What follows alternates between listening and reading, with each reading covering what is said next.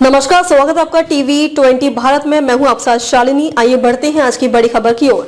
Trump के board of peace में शामिल होगा यूएई। शेख मोहम्मद बिन जायद ने स्वीकारा न्योता। संयुक्त अरब अमीरात यूएई के राष्ट्रपति शेख मोहम्मद बिन जायद अल नाहयान ने अमेरिकी राष्ट्रपति डोनाल्ड ट्रंप के न्योते को स्वीकार कर लिया है। वे बोर्ड ऑफ पीस में शामिल होंगे। ये बोर्ड गाजा में युद्ध के बाद पुनर्निर्माण और स्थिरता की देखरेख करेगा। यूएई विदेश मंत्रालय ने मंगलवार को इसकी आधिकारिक पुष्टि की है।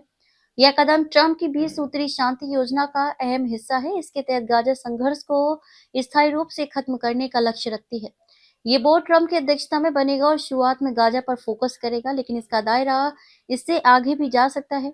कई देशों को इसमें शामिल होने का न्योता दिया गया है। यूएई इस बोर्ड में शामिल होने वाला पहला प्रमुख अरब देश बन गया है।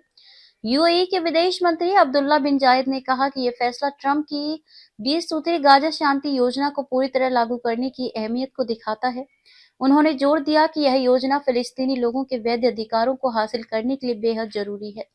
यूएई ने बोर्ड के मिशन में सक्रिय योगदान देने की बात कही है ताकि सहयोग, स्थिरता और समृद्धि बढ़े। यूएई ट्रंप प्रशासन के साथ मजबूत संबंध रखता है। 2020 में ट्रंप के पहले कार्यकाल में ही अबू धाबी ने अब्राहिम समझौते पर हस्ताक्षर किए थे। इससे इजराइल के साथ उसके औपचारिक संबंध बने। ये कदम उस दोस्ती को और मजबूत करता है। सदस्यता की क्या ही शर्तें? बोर्ड को लेकर काफी विवाद है। इसमें शामिल होने के लिए देशों से $1 अरब से ज्यादा का योगदान मांगा गया है। चार्टर के अनुसार सामान्य सदस्यता 3 साल की होती है, लेकिन अगर कोई देश पहले साल में $1 अरब से ज्यादा नकद देता है तो उसे स्थायी सीट मिल सकती है। ट्रंप इस बोर्ड के चेयरमैन रहेंगे और सदस्यता उनकी मंजूरी पर निर्भर करेगी।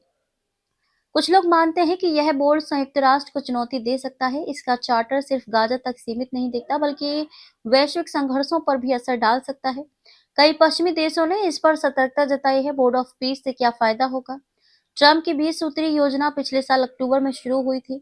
इसका फेज 1 सीज फायर, बंधकों की रिहाई और मदद पर केंद्रित था। अब फेज 2 में गाजा का पुनर्निर्माण, डिमिलिटराइजेशन और ट्रांजिशनल गवर्नमेंट शामिल है। बोर्ड ऑफ पीस इसी फेज का मुख्य हिस्सा है। खबरों में अब तक के लिए बस इतना ही। फिर होगी आपसे मुलाकात, तब तक के लिए नमस्कार और देखते रहिए टीवी20 भारत। ऐसे ही लेटेस्ट अपडेट पाने के लिए हमारे चैनल को सब्सक्राइब करें और तुरंत नोटिफिकेशन पाने के लिए बेल आइकन दबाना न भूलें। यदि आप हमें फेसबुक या इंस्टा के माध्यम से देख रहे हैं तो हमारे पेज को फॉलो जरूर करें।